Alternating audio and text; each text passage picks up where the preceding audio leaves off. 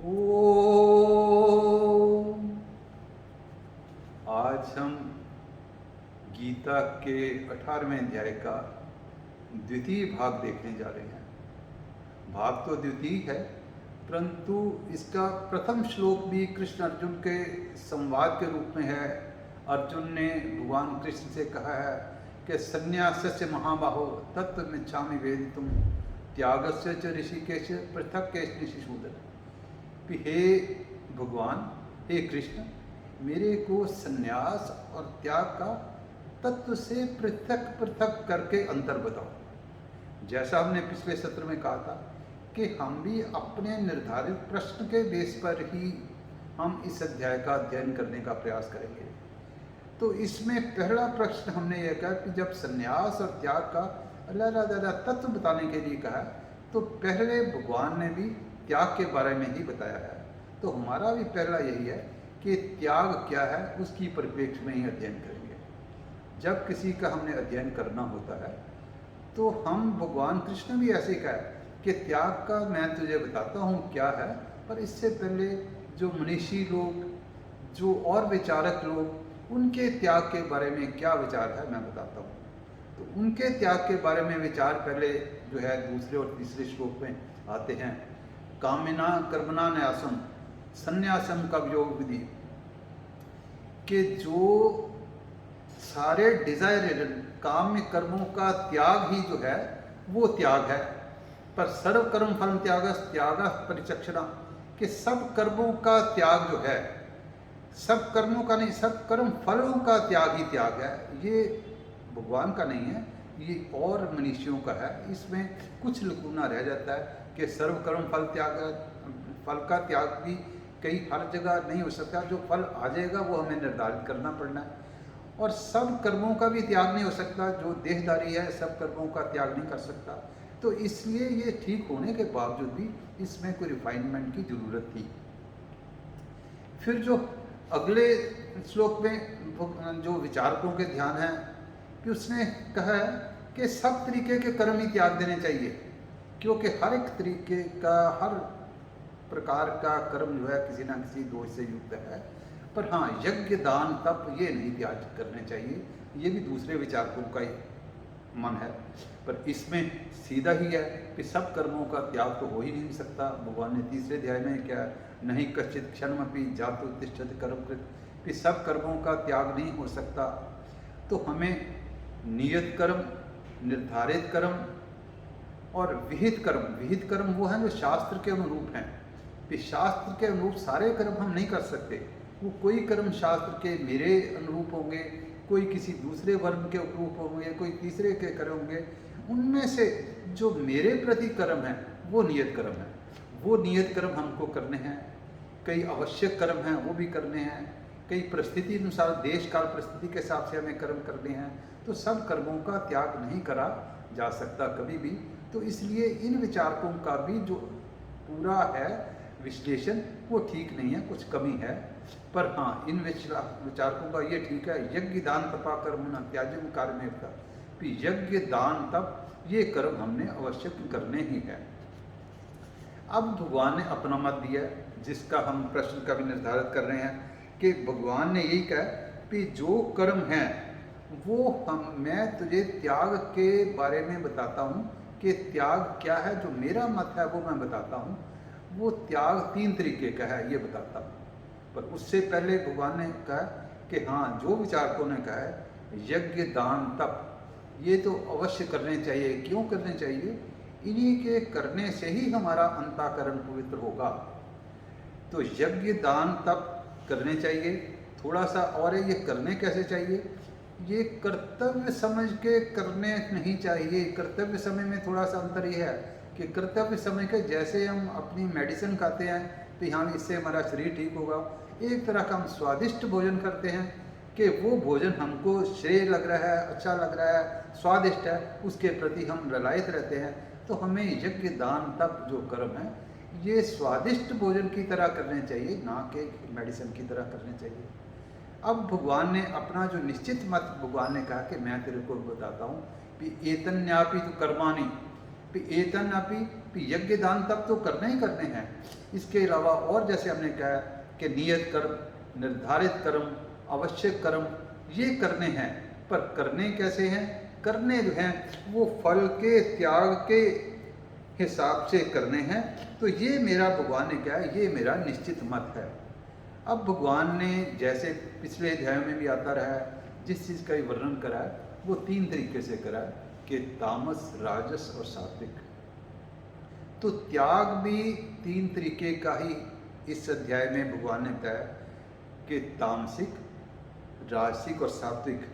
यहाँ विवेचन में तामसिक पहले दिया है, बाद में भगवान ने जो तामसिक जो कहा है, तो तामसिक शब्द के साथ अल्टीमेटली त्याग का शब्द ही हटा दिया है कि वो त्याग तो है ही नहीं, पर फिर भी बताने के लिए एक तरह का रहा है कि नियतस्य तु संन्यासा कर्मणा नोपपद्यते मोहतस्य परित्यागा तामसा पर कीर्तिता। कि जो नियत कर्मों का त्याग कर देता है वो जो है त्याग है ही नहीं है, वो मोहतस्य परित्यागा, वो बिल्कुल त्याग नहीं है, उसको त्याग शब्द ही नहीं यूज करा, उसने कहा वो तमस ही है, वो त्याग नहीं है, वो तमस ही है। तो दूसरा आता है कि जो राजसिक त्याग कौन सा है?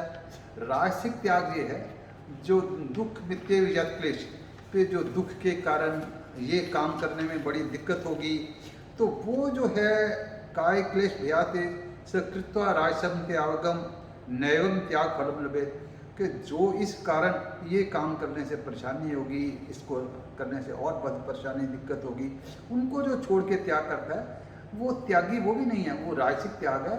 त्याग का फल उसमें नहीं प्राप्त होता।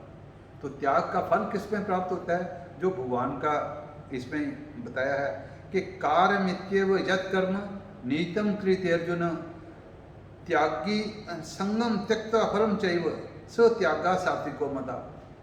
वो त्याग है जो कर्तव्य करना ही मेरा कर्म है, जैसा भी उसमें किसी तरीके की ना कर्म की ना फल की आसक्ति नहीं होनी चाहिए, कि जो कर्तव्य कर्म आया है उसको करते रहना है। ये जो सात्विक त्याग है, जो कर्म करता रहेगा पर कर्म में और कर्म फल में आसक्ति नहीं होगी, ये जो सात्विक जो भगवान ने त्याग बताया है, असली त्याग यही है। फिर इस त्याग में ध्यान क्या क्या करना है? ध्यान ये करना है कि ना देश कुशलम कर्म पे, जो कोई कुशल कर्म है इसलिए नहीं करना कि ये कुशल कर्म है, ये अच्छा कर्म है, ये हमको करना चाहिए इसलिए नहीं। और अकुशल कर्म तो ये अच्छा नहीं लग रहा, ये कुशल नहीं है, ये ठीक नहीं है, ये नहीं हमने करना। जो त्यागी है उसको कुशल अकुशल की परिभाषा में नहीं जाना, उसको जो कर्तव्य उसका बनता है वो करना है। तो वो जो है वो जो इस तरह से जो त्यागी करेगा, मेधावी छिन्न संशया, वो बुद्धिमान भी है, मेधावी है, उसके अंदर किसी तरीके का संशय नहीं रहता, वो सदा भगवान में स्थित रहता है। तो ये जो त्यागी का वर्णन इस तरीके से है कि द्वेष, अकुशल कर्म से द्वेष नहीं करेगा, कुशल कर्म के प्रति उसको आसक्ति नहीं रहेगी, और वो जो है सदा भगवान की स्थिति में रहेगा, और उसी को मेधावी, बुद्धिमान और छिन्न संशय, बिना संशय कहा जाएगा। फिर अगला श्लोक आता है कि नहीं देहवृता शक्यम त्यक्तुम कर्माणि शेषता, कि देहधारी कर्म को किसी को छोड़ नहीं सकता। तो वो देहधारी का जो कर्म है, यस्तु कर्म फल त्यागी सो त्याग्य विधि है, कि वो जो कर्म फल का त्यागी है वही त्यागी है, जो देहधारी है वो त्यागी नहीं है। अब इसको हम जो है त्याग के बारे में जो हमने है, उनको त्याग के बारे में हम 6 प्रश्न के तौर पे त्याग का ही निरीक्षण करते हैं। पहला प्रश्न ये हमारे में आता है कि त्याग किसे कहते हैं, त्याग किसे कहते हैं। दूसरा आता है कि त्यागी कैसा होना चाहिए। तीसरा आएगा कि त्यागी की साधना कैसी होनी चाहिए। चौथा आएगा कि त्यागी के आचरण कैसे होने चाहिए। पांचवा आएगा कि त्यागी का भाव क्या होना चाहिए। छठा प्रश्न है कि त्याग की जो प्राप्ति हो कैसे, जो त्यागी को क्या प्राप्ति होगी। तो त्यागी, पहला त्याग किसे कहते हैं, कर्मफल और कर्मफल की आसक्ति को ही त्याग कहते हैं। फिर त्यागी कैसा होना चाहिए, जो कर्मफल का त्यागी है वही त्यागी होना चाहिए। त्याग की साधना कैसे है, जो कर्म फल और शक्ति के भाव से त्याग करके करता रहेगा, वो कर्म फल की साधना है।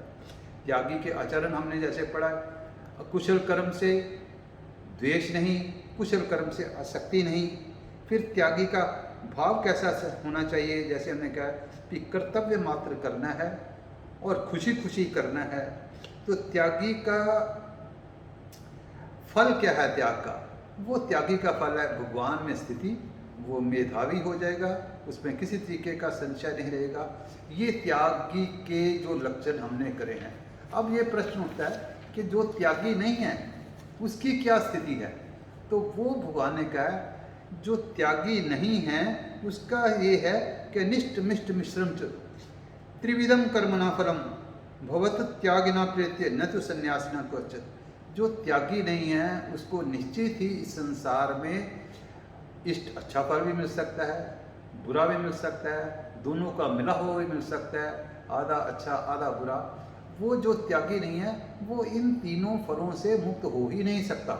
उसको चाहे इस जन्म में मिले, चाहे अगले जन्म में मिले, चाहे वो अब मिले, चाहे बाद में मिले, चाहे संस्कार अंश में जाकर के मिले, वो उसे मिलेगा ही मिलेगा। ये भगवान का विधान ऐसा है कि उससे उसको छुट्टी नहीं मिल सकती। तो इसको विश्लेषण करने के लिए हमने ये करते हैं कि जो अब कर्म हम कर रहे हैं ये एग्जिस्टिंग कर्म क्रियमान कर्म है। अगर हम त्याग और संन्यास की भावना से नहीं कर रहे तो ये कर्म हमारे शुभ भी हो सकते हैं, अशुभ भी हो सकते हैं। इसका जो फल अंश जो होगा, अभी जो कर्म कर रहे हैं इसका एक दृष्ट फल हो सकता है, अभी जो दिखाई दे रहा हमें एक दृष्ट हो सकता है। जैसे हमने खाना खाया, हमारा पेट भर गया, हमें स्वाद आया, वो दृष्ट फल आ गया। दृष्ट फल है कि उसका बाद में बॉडी में जाके असिमिलेट कैसे करेगा, कैसे उसका आगे जाके हमें दिखाई नहीं दे रहा पर आगे उसका आएगा। ऐसे ही जो अगर हमने यज्ञ दान तप करा, उसका अगर हमने यज्ञ दान तप करा कि पुत्र प्राप्ति के लिए करा है, धन प्राप्ति के लिए करा है, अभी हमें उसका लौकिक जो फल प्राप्त हो जाएगा। और जो बाकी का है लौकिक, उसका कुछ जो हिस्सा हमें अगले जन्म में जाकर मिलेगा या स्वर्ग के तौर पे मिलेगा। तो जो हमने कर्म करा है वो वेस्ट नहीं जाएगा। कुछ हिस्सा इसका संस्कार अंश में चल जाता है जो हमें दिखाई नहीं देता, वो हमारे स्वभाव के तौर पे बन जाता है। वो कुछ अब इसी जन्म में भी हो जाता है, कुछ अगले जन्म में भी जाके प्रवृत्त हो जाता है। तो वो जो शुद्ध अशुद्ध संस्कार रहते हैं, कुछ हिस्सा जो अब जब हम कर्म करते हैं ये संचित कर्म में प्रवृत्त हो जाते हैं। जो संचित कर्म जो जिसका फल हमें नहीं मिलता, संचित कर्म हमारे दो तरीके से पेश होते हैं। एक तो हमारे को प्रारब्ध के रूप में, वो परिस्थिति के रूप में हमारे सामने आते हैं कि अनुकूल परिस्थिति आ गई, हम खुश हो गए, प्रतिकूल परिस्थिति आ गई तो मिश्रित परिस्थिति आ गई, ये इस तरीके से हमें आते हैं। दूसरे आते हैं हमारे मन के अंदर स्फुरना के तौर पे, हमारे मन के अंदर प्रेरणा के तौर पे, वो कभी कभी आते हैं। कभी जैसे हम स्वप्न में सोते हैं, कोई बहुत पुराना ध्यान आ गया, कोई जो मरे हुए के हमें ध्यान आ गया, कोई ऐसा हमने कोई चीज़ बहुत पहले की देखी थी ध्यान आ गया। ये सारे हमारे संचित कर्मों का जो कुछ हिस्सा स्फुरना के तौर पे हमारे अंदर इम्पल्सिस के तौर पे आ जाता है। वो कभी हमें इस जीवन में आता है, कभी हमें स्वप्न के तौर पे आता है। वो स्फुरना कभी किसी वस्तु की हमने इमेजिनेशन करी ही नहीं होती, वो हमें आ जाती है। वो जैसे हमने उदाहरण के तौर पे एक अगर मटके के अंदर नीचे प्याज रखे हो, ऊपर गेहूँ रखी हो, तो कभी हो सकता है कभी कभी प्याज की स्मेल रुकी रहे, कभी प्याज की ऊपर आ जाए। ऐसे हमारा जो सारा जीवन है ये कर्मों का आधारित है। ये जब तक हम ऐसे कर्म करते रहेंगे हमें परिस्थिति के तौर पे भुगतना पड़ेगा। जब तक हम त्याग की भावना से कर्म नहीं करते, परिस्थिति आएगी और उसका हमें प्रारब्ध के तौर पे आएगा, उसका हमें स्फुरना के तौर पे आएगा। अगर हम जैसे भगवान ने पहले हमको कि त्याग के माध्यम से कर्म करने का बताया है, अगर हम उसके माध्यम से त्याग के माध्यम से कर्म करते चलेंगे तो फिर हमारा जो कल्याण होगा। तो इसके साथ ही हमको यही करना है कि हमें जो एक श्लोक से लेकर 12 तक यही है कि हमें सारे जो कर्म हैं त्याग के भाव से ही करने हैं। तो जैसा हमने कहा कि त्यागी कैसा होता है, त्यागी के भाव कैसे हैं, आचरण कैसे हैं, साधना कैसी है, तो त्यागी कैसे कार्य करता है, त्यागी का असली फल क्या है, भगवान के प्राप्त होना। तो इसलिए हमें इसी परिप्रेक्ष्य में कर्म को ना छोड़ते हुए और त्याग की भावना से सारे हमने अपने निर्धारित कर्म करने हैं। सर्वे भवन्तु सुखिनः, सर्वे सन्तु निरामयाः, सर्वे भद्राणि पश्यन्तु मा कश्चित् दुःखभाग् भवेत्।